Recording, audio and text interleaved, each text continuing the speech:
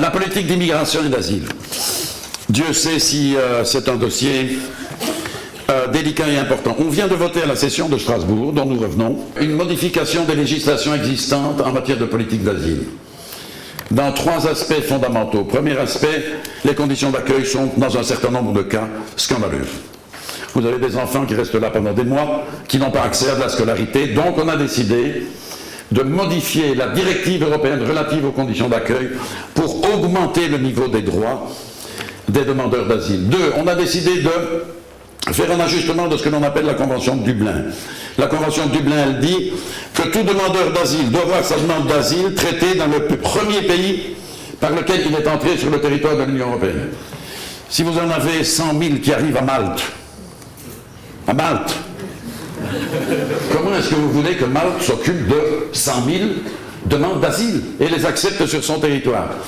Donc on a défini des mécanismes d'assouplissement qui font qu'à certains moments, on pourrait aider Malte, venir à la rescousse de Malte, s'il y a trop de gens qui demandent le statut de réfugié politique, et en même temps de permettre aux demandeurs d'asile de dire « Écoutez-moi, ne me laissez pas à Malte, il y a ma tante, il y a mon oncle, il y a mon cousin qui sont déjà établis en Allemagne. Alors laissez-moi rejoindre ma famille et permettez que ce soit l'Allemagne qui traite ma reconnaissance d'asile, ma demande de reconnaissance d'asile. » Si on veut avoir un droit d'asile, ce que l'on appelle un droit d'asile, que celui qui le demande n'ait pas une chance ou pas de chance de l'avoir en fonction de la portion du territoire européen sur laquelle il arrive. S'il y a un droit d'asile, il doit avoir exactement les mêmes chances de se voir reconnaître sa demande s'il arrive à Malte, s'il arrive en Grèce, s'il arrive en Finlande ou s'il arrive en Suède. Deuxièmement, en matière de politique d'immigration. Jusqu'à présent, nous avons fait une politique très restrictive en matière d'immigration. Restrictive et même par un certain côté, je dirais punitive.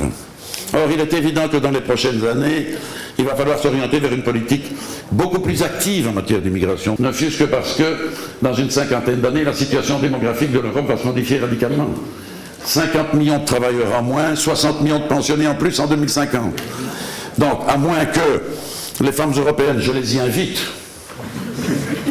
ne se décident à faire un peu plus d'enfants, nous aurons un problème de déficit démographique considérable et nous devrons pratiquer dans les prochaines années une politique active d'immigration beaucoup plus importante.